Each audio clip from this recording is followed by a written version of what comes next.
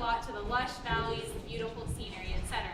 In fact, the Marmara area is known as a junction point between Europe and Asia, as Istanbul, and therefore countless civilizations and their tribes have passed through that area and have left their mark. It's very beautiful. In fact, I don't know, have you guys heard of the mountain known as Uludağ?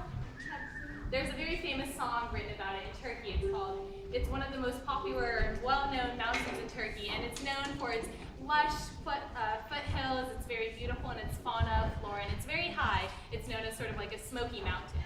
So this whole Marmara region is well known for the singer, a poet, a songwriter, everybody, etc., and it's very beautiful. Now, it was in this area specifically that my grandma, who's also in the audience, grew up in. She grew up in Adapazarı, and she had 6 other siblings. Her name is Hamide. Her siblings' names were Sönay, Önay, Günay, Eray, and Nuray. And then there was Hamide, which is a little funny. It's sort of like something out of a children's novel. So I never understood that as I was growing up. But anyway, she actually had to argue for her own education because at that time she had to help out in the crops with her family, and therefore her parents hadn't originally intended for her to attend school. So during that time, she sort of put her foot down, established the fact that she really wanted to attend, and then the rest of her siblings started supporting her. And ultimately, she graduated in Ankara. She was a mathematics teacher, and she's one of the most intelligent women I know.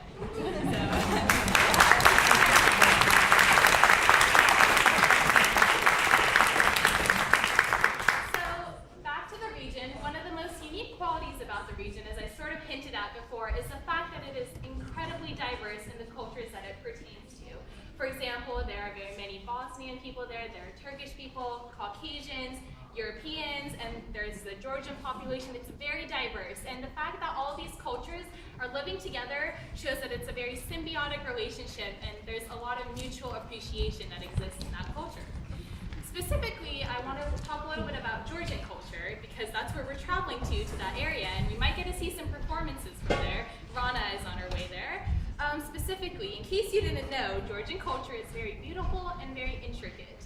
And I think you can say that a lot about every culture, but as you can see from this outfit, there's a very high level of precision in the embroidery, to the movements of the hands and the dances, which you should pay attention to. It's very, very outstanding, the effect. Specifically, the drum is a very huge centerpiece of Georgian music, culture, and dance, which you should also pay attention to. So now it's time for a linguistics lesson. So there are a few dance names that I would like to share with you. The first is Acharuli. Has anybody heard of that dance? Probably not. Yeah, there we go. Support, yeah. So Acharuli, it's a dance by the Black Sea, and it's distinguished from a lot of the other dances by its very colorful costumes and the sort of happiness that it instills in both the audience and the performers who we might get to see. In addition, there is a dance called Tiyuguri. There's a silent M there that I can't really get, but you might hear about it later. It's a mountain dance in which each group sort of competes to show off their own precision, skill, etc. as they dance on top of the mountain or in the village on this area. And finally, there is the last dance known as Muhjambazi or Muhambazi, and this dance is portraying city life in the capital center of Tbilisi. So what we'll see with these dances, in addition to the detail, is that there is still a degree of assertiveness. And as you can see, especially in Acharuli, there's a sort of warrior spirit that brings together happiness, but also inner strength portrayed by the following villagers. So can you guys hear some of the music in the background? I think I can. If you can, then let's hold back a little bit. I think they're just getting ready, and I see my good friend Tamar, and I'll go let her know that we're ready.